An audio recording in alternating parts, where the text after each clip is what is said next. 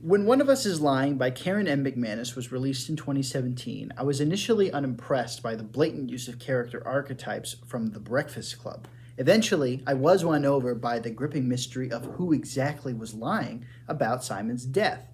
The novel received praising reviews, and now in 2020, Karen M. McManus hopes to recapture that lightning in a bottle with the sequel, One of Us is Next.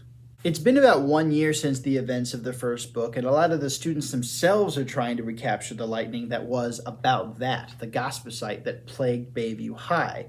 One knockoff sticks. It's an elaborate game of truth or dare, and if you don't pick the dare, then you are subjected to a truth revealed about you, a truth that nobody should have any way of knowing.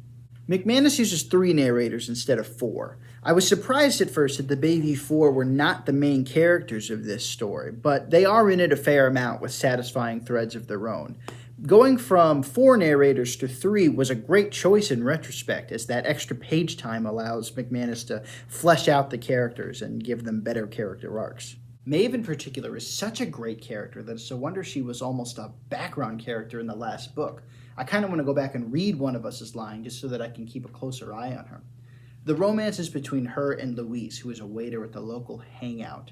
While Louise is not a narrator and we don't get both sides of the will they won't they romance, it's still a nice part of Maeve's arc that kind of doesn't take over the story too much. Now, Phoebe is where most of the book's drama takes place. There's a lot of tragedy that surrounds her and her family, and it's really sad to watch that tear them apart. That's not to say that they go into melodrama with Phoebe. I think McManus does a good job kind of keeping Phoebe strong-willed and have a good sense of humor. Knox is the only male narrator here, and the book does a good job of fleshing him out, especially since he has neither the athlete or bad boy archetype to lean on. Knox and Maeve specifically make a really good pair of detectives. I think they have really good chemistry and teamwork. All 3 of the characters have really good chemistry. They're not thrust together like the Bayview 4 were, and yet they waste no time in the novel getting them together and having them interact with each other. I think the flow of the novel is much better accomplished here than in the first book, which is what you always want to see in a sequel. My one main criticism of this book comes at the very end. I won't spoil anything, obviously, but the theme of this book is that kids should face the consequences of their actions.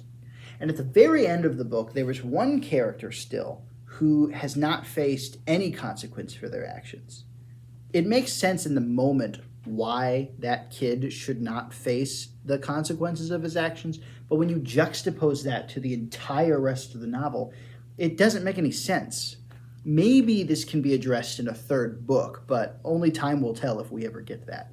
With all that being said, I really enjoyed this book, and I thought it was a great page-turner. I give One of Us is Next by Karen M. McManus a rating of Renew It. I think it's really good. You should read it totally.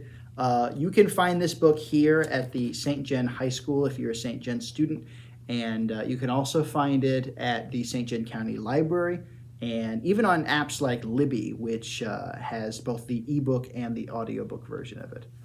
Okay, thank you very much for watching. My name is Name, and yeah, that's it. Peace to you, and imagine on.